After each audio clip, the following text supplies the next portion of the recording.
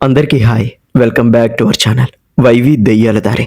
ఇప్పట్లో పెళ్ళిళ్ళకు వెళ్ళాలంటే అందరూ కూడా కార్స్లో కానీ లేదంటే ట్రైన్లలో కానీ వెళ్తూ ఉంటారు. అదే పాత రోజుల్లో అయితే ఎడ్ల బండులు కట్టుకొని వెళ్ళేవారు. అలా వెళ్తూ ఉన్న సమయంలో దారికి అడ్డంగా ఒక భయంకరమైన పరిస్థితి వస్తే అసలు ఊహించడానికే చాలా భయంకరంగా ఉంటుంది. ఈ స్టోరీలో చెప్పబోయే ప్రతి ఒక్క సన్నివేశం కూడా అలానే చాలా థ్రిల్లింగ్గా ఉంటుంది.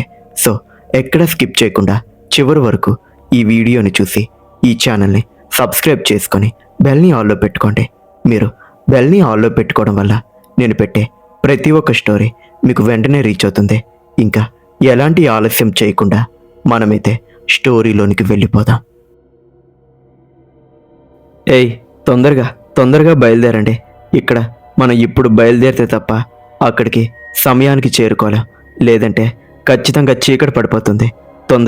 తొందరగా ఎక్కండి అని అక్కడున్నటువంటి మల్లయ్య చిన్నపిల్లల్ని ఇంకా ఆడవాళ్లను గట్టిగా గదమాయిస్తూ వెంటనే ఎడ్ల బండిల్లోనికి ఎక్కిస్తూ ఉన్నాడు.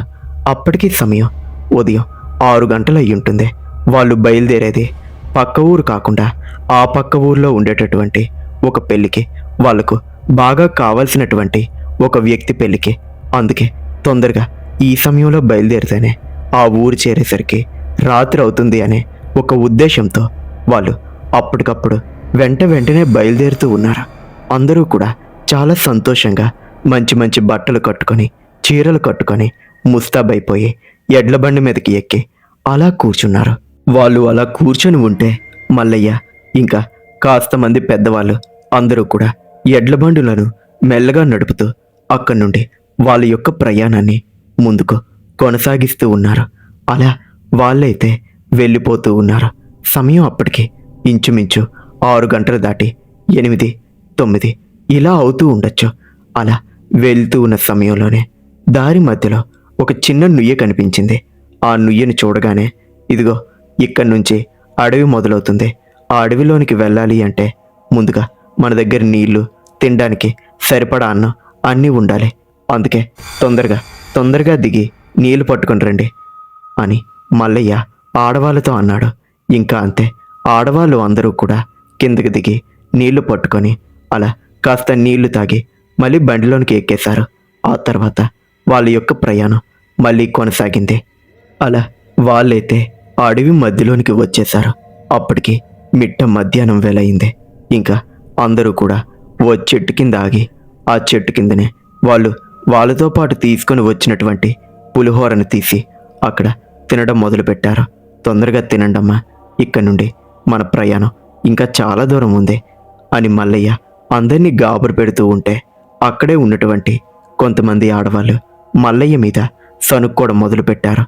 ఏంటో ఈ ముసలోడు ఇలా గాబరు పెట్టేస్తున్నాడు, అసలు ప్రశాంతంగా ఉండనివ్వడం లేదు, ప్రశాంతంగా తిననివ్వడం లేదు, ఏంటో ఈ చాదస్తపు మనిషి అని అనుకుంటూ తిట్టుకుంటూ ఉన్నారు. కానీ మల్లయ్య మనసులో మాత్రం ఏదో తెలియని ఒక కంగారు ఉంది. అది బయటపడకుండా వాళ్ళని తొందర పెడుతూ ఉన్నాడు.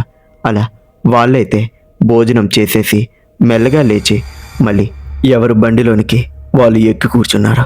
వాళ్ళు వెళ్తుంది మొత్తం 2 బళ్ళ మీద. అందుకే చాలా తొందరగా ముందుకు వెళ్తూ ఉన్నారు. అలా ముందుకు వెళ్ళారో లేదో అప్పుడే ఆకాశంలోని వాతావరణం మెల్లగా మారడం మొదలైంది. అంతవరకు ఎండగా మండిపోయినటువంటి సూర్యుడు మెల్లగా చీకట్లోనికి మాయమైపోవడం మొదలుపెట్టాడు. మబ్బులు దట్టంగా కమ్ముకుంటూ ఉన్నాయి. భగవంతుడా, ఇదేంటి ఇలాంటి సమయంలో వర్షం పడదు కదా అని మల్లయ్య దేవుణ్ణి ప్రార్థించుకుంటూ ఉన్న ఆ సమయంలో అకస్మాత్తుగా పెద్ద కుండపోత వర్షం కురవడం మొదలైంది. ఇంకా అంతే, వాళ్ళు ఒక్కసారిగా ఎడ్ల బండ్లను ఎక్కడికక్కడే ఆపేసి చెట్ల కిందకు వేగంగా పరిగెత్తుకుంటూ వెళ్ళిపోయారు. ఇదేంటిది, ఇలాంటి సమయంలో ముందుకు వెళ్తూ ఉన్న సమయంలో ఇలా ఒక్కసారిగా కుండపోత వర్షం పడుతోంది, ఇప్పుడెలా, ఎప్పుడు ఆగుతుందో ఏంటో ఈ వర్షం అని వాళ్ళు ఎదురు చూడడం మొదలుపెట్టారు. కానీ పిల్లలు మాత్రం అవేమీ పట్టించుకోకుండా ఎంతో ఆనందంగా ఆ వర్షంలో అటూ ఇటూ తిరుగుతూ ఆడుకుంటూ ఉన్నారు. మల్లయ్య వాళ్ళను గద్దిస్తూ, ఏ పిల్లలు, వర్షంలో తిరగకండి, జలుబు చేస్తుంది జ్వరం వస్తుంది, రండి ఈ చెట్ల కిందకి రండి అని పిలుస్తూ ఉన్నాడు. కానీ వాళ్ళు మాత్రం మల్లయ్య తాతను ఏమాత్రం పట్టించుకోకుండా అలానే వాళ్ళ యొక్క ఆటలో మునిగిపోయి ఉన్నారు. ఇంకా సమయం గడిచిపోతూ ఉంది, కానీ వర్షం మాత్రం తగ్గుముఖం పట్టడం లేదు. అలా ఇంకాస్తసేపు ఎదురు చూద్దామని అలానే ఆ చెట్ల కింద నిలబడి వర్షాన్ని చూస్తూ ఉన్నారు. భయంకరమైన వర్షం, భయంకరమైన పిడుగులు చుట్టూ పడుతూ ఉన్నాయి. ఇప్పుడు వాళ్ళు చేసేది ఏమీ లేదు. అలానే ఆ చెట్ల కిందనే ఎదురు చూస్తూ ఉన్నారు. సమయం గడిచిపోతుంది, కానీ అస్సలు వర్షం మాత్రం తగ్గడం లేదు. ఇదేంటి, చూస్తూ ఉండగానే సాయంత్రం అయిపోయింది. ఇంక ఈ రోజుకి మనం అడవిలోనే ఉండిపోవాలేమో. వర్షం పడితే పడిందే, తొందరగా తొందరగా రండి, వెళ్ళిపోదాం ఇక్కడి నుండి అని మల్లయ్య అన్నాడు. ఏంటి, మీకేమైనా పిచ్చి పట్టిందా? ఇంత పెద్ద వర్షంలో ఎలా వెళ్తాం?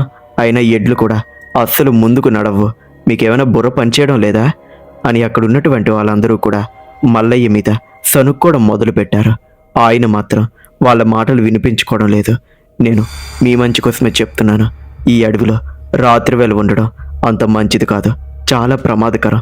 ఇక్కడ నుండి వెంటనే మనం ముందుకు వెళ్ళిపోవాలి. చూస్తూ ఉండగానే సాయంత్రం అయిపోయింది చూడండి. ఇంకెక్కడి నుండి మనం తొందరగా బయటపడకపోతే మాత్రం మన ప్రాణాలను ఎవరూ కాపాడలేరు అని ఆ మల్లయ్య అన్నాడు. ఏంటి మీరు మాట్లాడేది?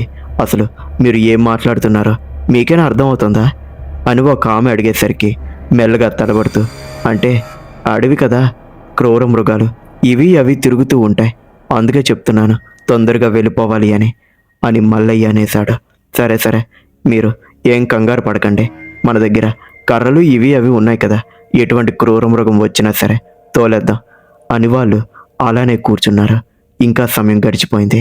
పూర్తిగా చీకటి పడిపోతూ ఉంది. అప్పటికి వర్షం కూడా చిన్నగా తగ్గింది. అమ్మయ్య, ఇప్పటికి తగ్గింది, రండి తొందరగా వెళ్ళిపోదాం అని మల్లయ్య అనేసరికి వాళ్ళందరూ కూడా మెల్లగా లేచి నిలబడ్డారు. ఇంకా వాళ్ళందరూ కూడా ఎడ్ల బండ్ల మీదకి మెల్లగా వచ్చి కూర్చున్నారు.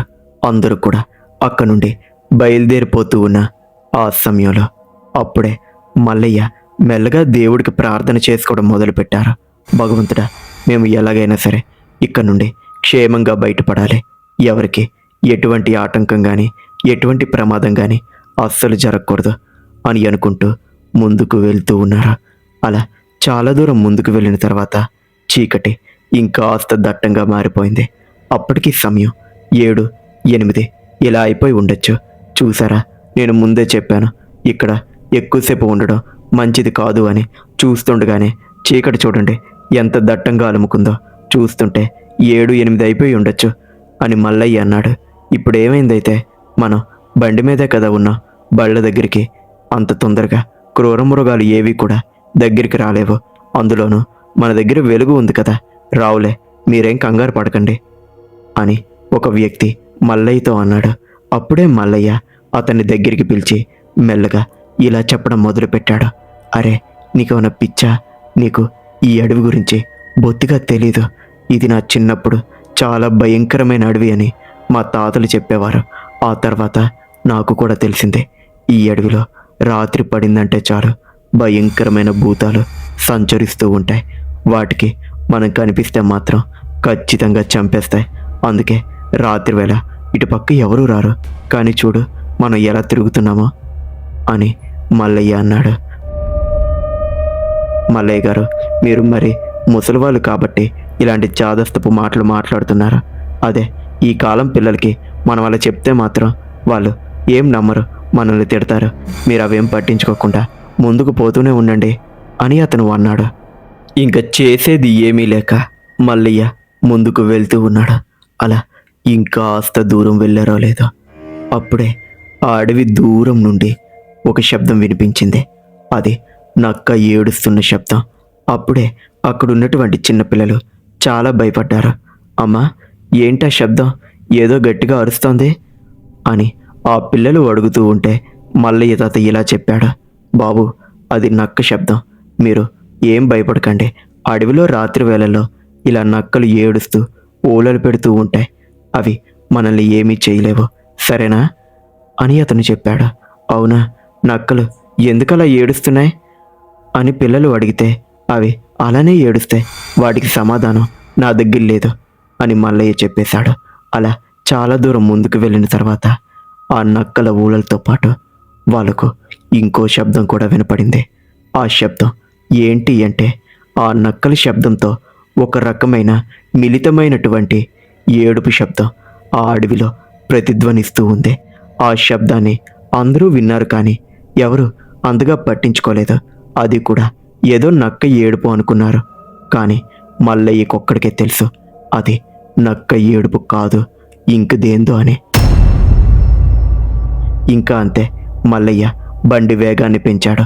ఎడ్లను గట్టిగా కొడుతూ తొందరగా ఇక్కడి నుంచి మనం ముందుకు వెళ్ళిపోవాలి, ముందుకు పదండి అని ఎడ్లను గట్టిగా గదమాయిస్తూ ముందుకు తోలుకుంటూ వెళ్తూ ఉన్నాడు. కానీ అంత వేగంగా వెళ్తూ ఉన్నప్పుడు అక్కడున్నటువంటి ఆ రోడ్డు అంత మంచిది కాదు. అక్కడక్కడ గుంటలు ఉంటాయి.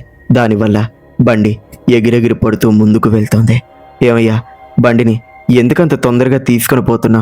పిల్లలు ఉన్నారు కదా, భయపడతారు, వాళ్ళకి ఏమైనా అవుతుంది అని పెద్దలు అంటూ ఉంటే మల్లయ్య మాత్రం వాళ్ళ మాటలు ఏమీ పట్టించుకోవడం లేదు. అలాగే ముందుకు వెళ్ళిపోతూ ఉన్నాడు. అలా ఇంకాస్త దూరం వెళ్ళగానే అప్పుడే ఎడ్ల బండి దేనికో తగులుకొని ఒక్కసారిగా ఆగిపోయినట్టు అనిపించి కిందకి దిగి చూశాడు. చూస్తే దారికి అడ్డంగా ఒక పెద్ద చెట్టు పడి ఉంది. భగవంతుడా, ఇలాంటి రోడ్లో, ఇలాంటి పరిస్థితిలో రోడ్డుకు అడ్డంగా చెట్టు పడిపోయి ఉందేంటి అని కంగారు పడుతూ ఉన్నాడు మల్లయ్య. అప్పుడే కిందకి దిగినటువంటి మరికొంతమంది పెద్దవాళ్ళు ఏమైంది అని కిందకు చూశారు. కింద పెద్ద చెట్టు కనిపించింది. అయ్యో, ఇప్పుడెలా? అటువైపు మనం ఎలా వెళ్ళగలం అని వాళ్ళందరూ కూడా ఒకరితో ఒకరు మాట్లాడుకుంటూ ఉన్నారు. ఇదిగో, నేను బండికి ముందున అగ్ని పట్టుకొని నిల్చొని ఉంటాను. మీరు ఈలోపు బండిని ఎలాగైనా సరే, మీ బండిని ఇంకా వెనక ఉన్నటువంటి ఆ బండిని కూడా ఈ చెట్టుని దాటించాలి, లేదంటే ఆ చెట్టుని ఈడ్చి పక్కకు పడేయాలి అని మల్లయ్య అన్నాడు. అయితే మీరు ముందు నిల్చోవడం ఎందుకు అని వాళ్ళందరూ కూడా అడుగుతూ ఉన్నారు. మీకు తెలీదు, ఈ చోటు అంత మంచిది కాదు, నేను చెప్పినట్టు చేయండి, ఆ చెట్టును పక్కకు లాగండి అని చెప్పి ఒక అగ్ని కర్రను పట్టుకొని ముందున నిల్చొని అటు ఇటు భయంగా చూస్తూ ఉన్నాడు మల్లయ్య. వాళ్ళు అక్కడున్నటువంటి ఆ చెట్టును పక్కకు తీయడానికి ప్రయత్నం చేస్తూ ఉన్నారు. సరిగ్గా అదే సమయంలో దూరంగా ఉన్నటువంటి ఆ చెట్ల పొదల నుండి ఎవరో మెల్లగా నడుచుకుంటూ వస్తున్నట్టు వాళ్ళకు ఒక శబ్దం వినిపించింది. ఏదో పెద్ద పెద్ద అడుగులు వేసుకుంటూ అదో రకమైన గుర్రుతున్నటువంటి శబ్దంతో వాళ్ళ దగ్గరికి వస్తున్నట్టు ఒక రకమైన అలికిడి వాళ్ళకి వినిపిస్తూ ఉంది. ఇంకా అంతే, ఎప్పుడైతే దానిని అనుభూతి చెందాడో మల్లయ్య ఒక్కసారిగా ఆ కర్రను ఇంకాస్త గట్టిగా పట్టుకొని ఆ దిశగా అగ్నిమంటని చూపిస్తూ భయంగా అలానే నిలబడిపోయాడు. అప్పుడే ఆ భయంకరమైన ఆ చెట్ల పొదల నుండి 2 భయంకరమైన కళ్ళు తన కంటికి కనిపించాయి.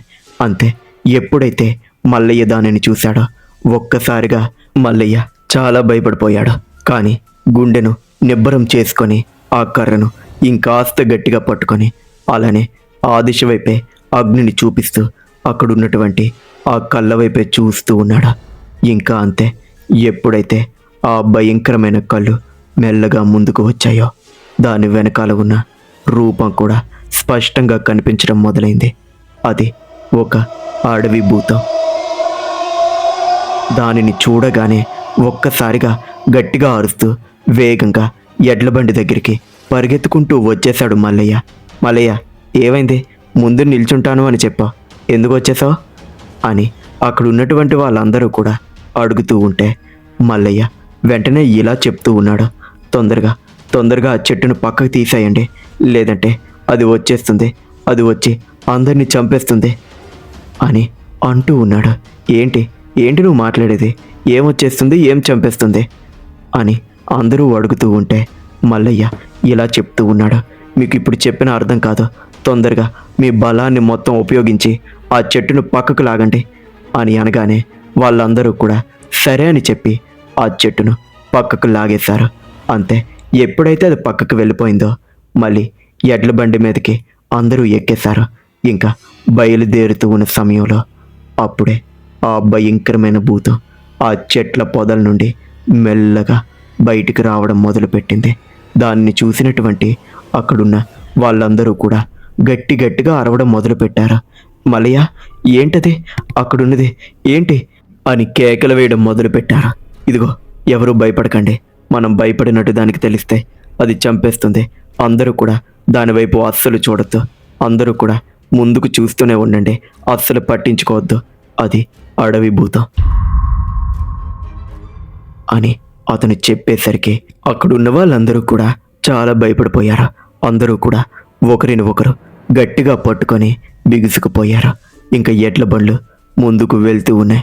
వాళ్ళ వెనకాలే అది కూడా మెల్లగా నడవడం మొదలుపెట్టింది.